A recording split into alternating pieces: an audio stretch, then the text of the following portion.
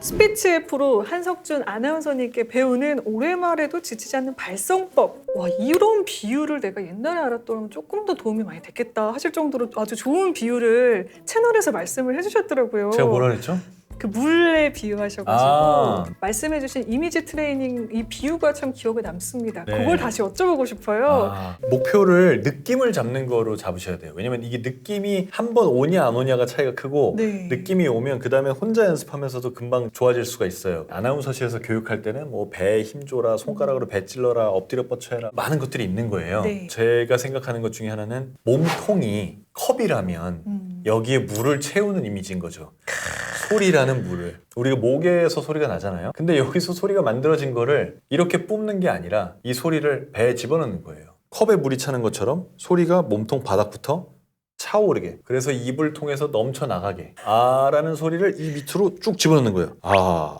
그러면 배가 튀어나와요. 여기서부터 소리를 쌓아가지고 그래서 입으로 나오면 아가 편해요. 이 편함을 느껴야 돼요. 이 편함이 한 번만 느껴지면 아 발성이 이런 거구나 라고 생각할 수 있어요. 그 느낌 잡는 게 근데 되게 어려우실 거란 생각이 듭니다. 맞아요. 그래서 여러 가지로 해보는 거예요. 어떤 방법을 통해서 내가 느낌이 올지 모르는 거거든요.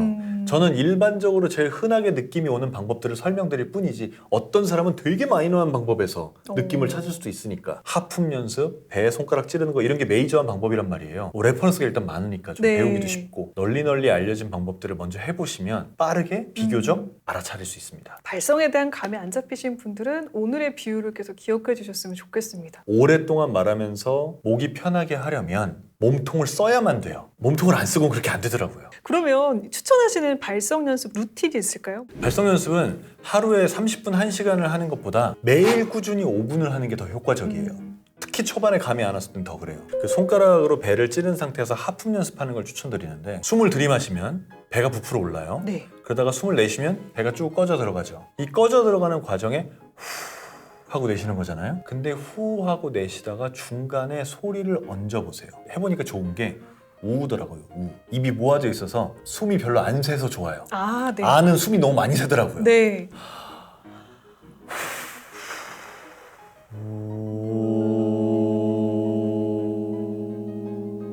그 우가 굉장히 좋은 소리예요. 그러니까 평소에도 이런 소리가 나게 하시면 되는 건데 그걸 위해서 우리가 이런 반복 연습을 하는 거고요. 이 연습을 반복해서 연습해 본 다음에는 처음부터 네. 우를 해보는 거예요. 우. 그럴 때 배에 손가락을 딱 대보면 우라고 말하는 그 처음 시작에 배가 툭 튀어나와요. 그게 배 힘으로 말을 하는 거고. 그러니까 그 느낌을 계속 반복적으로 가져보면서 몸통을 이용해서 소리를 내는 걸 연습을 해보는 거죠. 감 잡으셨죠, 히릿분들? 우리 5분씩 매일 꾸준히 연습을 해보자고요. 어려워요. 맞아요. 네, 그 안 하게 5분 돼요. 내는 것도 힘들고요. 네, 제일 좋은 건 아침 먹고 5분, 점심 루틴. 먹고 5분 이걸 정해놓으면 네. 좀 그나마 하기 쉽습니다. 저는 차에서 운전할 때 운전하는 사람들한테는 또 좋은 연습이 하나 있어요. 네. 이거는 발음 연습인데 네. 저는 이걸 모음 훈련이라고 하거든요. 발음이 부정확한 사람들이 모음이 부정확한 맞아요. 거예요. 맞아요. 물론 감사합니다 이거가 부정확한 사람도 있지만 네네네. 대부분은 모음이 부정확한 거거든요. 네. 그 모음이 부정확한 사람들이 하기 좋은 연습이 모음 훈련이라고 모든 말에 자음을 다 빼고 모음만 하는 거예요. 안녕하세요가 있으면 아, 여, 아, 에, 요 이것만 하는 거예요. 사람이 자음을 빼고 모음만 하잖아요. 그럼 과장해서 하게 돼요. 그걸 연습을 하면 모음이 상당히 정확해집니다.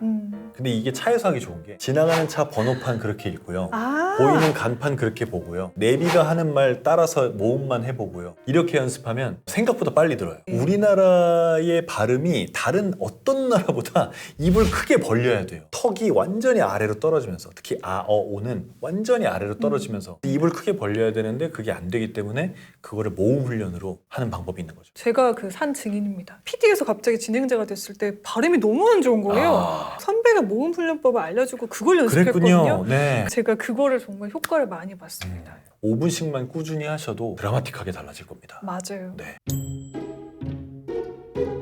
스피치 강의 아주 정확하게 해주셨으니까 그 발성을 가지고 말을 어떻게 할지를 좀 이야기를 해보겠습니다. 이게 되게 당황스러운 순간들도 많으시잖아요. 그럼요. 특히 진행할 때. 네. 그런 순간을 극복하는 한석준 아나운서님만의 노하우가 있을지 궁금합니다. 발표를 하거나 강연을 할 때 제일 당황스러운 순간이 어려운 질문 나올 때예요. 아, 맞아요. 딱 2, 3초만 정신을 차릴 수 있으면 되는데 그게 안 돼가지고 당황하는 거거든요. 어떻게 하냐면 네. 당황스러운 질문이 나오면 나는 무조건 이 말을 하겠다. 한마디를 정해놓는 거예요. 그 한마디를 하는 동안 이게 한 2, 3초, 길면 5초란 말이에요. 내가 안정돼요.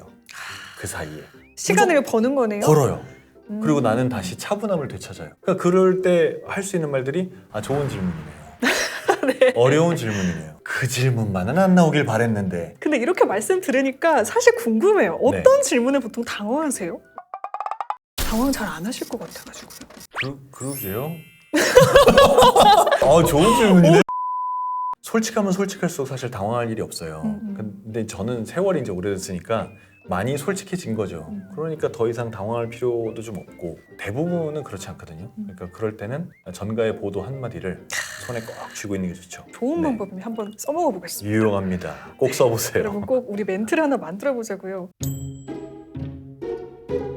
모두가 말을 잘하는 이 프로들끼리는 대체 어떻게 싸울까? 아나운서들끼리 싸울 일이, 마찰이 생길 일이 분명히 있을 텐데 당연하죠.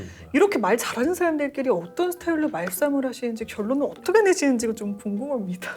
말을 잘하는 사람들끼리 말싸움할 때는 정말 네. 좋은 목소리로 정말 좋은 발음으로 싸우죠. 그런 일들이 생각보다 있어요. 아나운서실에서도 징계를 받거나 이런 경우들도 있기 때문에. 네, 그럼 직접 싸워보신 적도 있으세요? 제가요? 네. 아니요, 저는 그냥 넘어가는 편이에요. 아, 평화주의자이시구나. 대수롭지 않게 생각하는 것 같아요. 음... 이건 제가 유튜브 영상에 만들어 놓기도 했는데 네. 되게 오해하는 것 중에 하나가 네네. 잘못된 희망사항이라고 할게요. 누군가랑 싸움을 할 때 그 사람이 갑자기 무릎 꿇고 네 말이 맞다. 내가 정말 잘못했네. 그런 일은 일어나지 않아요. 맞아요. 절대 일어나지 않아요. 만약에 내가 잘못했고 네가 맞고 인정하잖아요. 사실 수준이 되게 높은 사람인 거예요. 논리적으로도 말로도 교양으로도 정신적으로도 수준이 높은 사람인 거예요. 수준이 높은 사람만 자기가 잘못한 걸 알고 인정할 줄 알아요. 그렇지 않은 사람은 거의 인정을 안 하고 맞아요. 자기가 잘못한 걸 몰라요. 맞아요. 그러니까 모르는 사람을 대상으로 싸울 필요가 없는 거예요. 만약에 내가 정말 잘못했다 느끼고 인정이 된다면 내가 또 역으로 성숙한 사람일 수도 있겠다. 내가 그만큼 발전한 사람인 거죠. 근데 그럼에도 불구하고 이기고 싶다면 최대한 말을 하지 마세요. 최대한 말을 하지 말고 그 사람이 퍼붓는 말 가운데 이게 말을 퍼붓다 보면 분명히 실수를 안 할 수가 없거든요. 그 실수한 것만 정확히 짚어서 되물으시면 돼요. 지금 뭐뭐뭐라고 말씀하신 건가요? 그 사람의 말만 가지고 얘기하는 게 좋아요. 내가 예의 범절을 어겨서는 안 돼요. 막 싸움꾼들 있잖아요. 내가 막말하는 순간 그거 가지고 이제 싸워요. 맞아요. 원래 싸움의 시작이 됐건 어떤 문제라든지 이런 건 다 안 중요한 게 돼버리고 맞아요. 쓸데없는 소리로 한 30분 싸운다니까요. 안 하시는 게 좋습니다. 네, 하지 맙시다 우리. 선배 아나운서로서 채용을 아까 많이 하셨다고 말씀도 하셨는데요. 네네네. 잠깐만 말해도 좀 말을 잘한다. 촉이 오는 후배들도 있었나요? 제가 생각하는 말 잘하는 고수의 정말 핵심적인 기준은 남에 대한 관찰을 잘하는 사람인 것 같아요. 예전에는 남의 말을 잘 듣는 사람이라고만 했었는데 말만 잘 듣는 게 아니라 관찰을 다 잘하는 사람. 그 사람이 결국엔 소통을 잘하는 사람이고 말을 잘하는 사람인 것 같아요. 이 말은 할수록 좋다. 기준이 있으실 것 같아요. 칭찬이죠. 상대방을 칭찬하는 건데 할수록 좋은 칭찬이 되려면 뻔하지 않아야 돼요.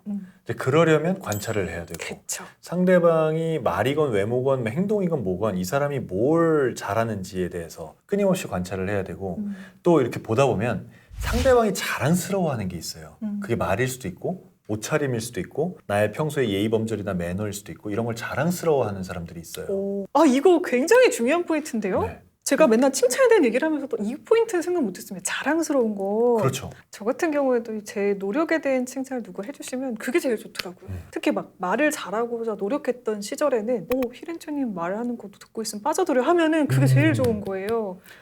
나도 누가 내 말에 빠져들었으면 좋겠다. 노잼이라. 프로신데요. 노잼 개그랑 말투로 웃음을 주시기도 하잖아요. 인정을 하시는 듯해서 저는 오히려 그 부분이 재밌었거든요. 제가 인정한 지 얼마 안 됐고요. 저는 정말 극복하고 싶었던 사람이고요. 이걸로 캐릭터 잡는 거 아니고요. 뭐 그렇게 댓글 다는 사람도 있더라고요. 저는 이런 캐릭터를 잡고 싶었던 적이 없어요. 저는 정말 너무 재밌는 사람이고 싶어서 예전에는 개그책을요. 제가 한 4, 50권 정도 사서 읽은 적도 있어요. 그거 샀다고 내가 유세윤한테 얼마나 놀림을 받았는데. 형 그런 거 보니까 안 웃긴 거예요. 얼마나 놀림을 받았는데. 지금은 이제 그런가 보다라고 그냥 받아들이고 사는 것 뿐이고 캐릭터로 잡거나 뭐 그렇게 봐주시니 정말 감사합니다. 별게 다 캐릭터가 되네요. 경험을 공유하자면 포기하세요. 이게 안 됩디다. 그러니까 포기하시고 우리는 저 다른 걸 합시다. 하나 살짝 팁을 드리자면 제 경험담인데요. 이것도 너무 진지해서 그래요. 뿌리부터 다 갖다가 설명하려고 해서 더 노잼이 되는 그게 말이야. 그 기원은 어떻게 되는 거냐면 1833년에 이렇게 나오면 재미없어요. 저는 말씀드리면서 되게 재미있으시다 생각을 했거든요. 제가요? 말씀하시면 저 몇 번 웃었잖아요. 좋은 사람이라 웃어준 거 아니에요? 아닙니다. 정말 말을 재밌게 하는 사람들은 관찰을 잘하더라고요. 다른 사람들이 현재 어떤 감정 상태인지, 저 말을 왜 했는지, 저 행동을 왜 했는지, 다른 사람들과의 관계에서 이 사람들이 어떤 기분을 느끼고 있는지 이런 거를 관찰을 잘하더라고요. 그래서 그 부분을 살짝 건드리고 그 부분을 살짝 비틀 때 그때 재밌는 것 같더라고요. 맞네요. 여기까진 깨달았어요. 네, 그렇다고 제가 응용은 못해요. 저는 나중에 웃긴 말이 나중에 떠오르거든요. 그게 문제예요. 집에서 생각나는 거. 아까 그 말 할 걸. 이거 집에서 생각나는 거. 맞아요. 그걸 적어놔야 돼요. 왜냐면 다음에는 그 말을 할 수 있도록 적어놔야 됩니다. 노잼에게 희망을. 노잼들이여 일어나라! 오히려 저는 질투를 느꼈었어요. 네네. 전현무도 없어요. 진짜요? 이밀중 좀 있는 것 같고 꼰대 얘기예요. 이거 그러면 더 꼰대 같은 그래요? 질문을 여쭤볼 뭔데요? 건데. 미안해요. 좀 슬플 거예요. 슬프겠지만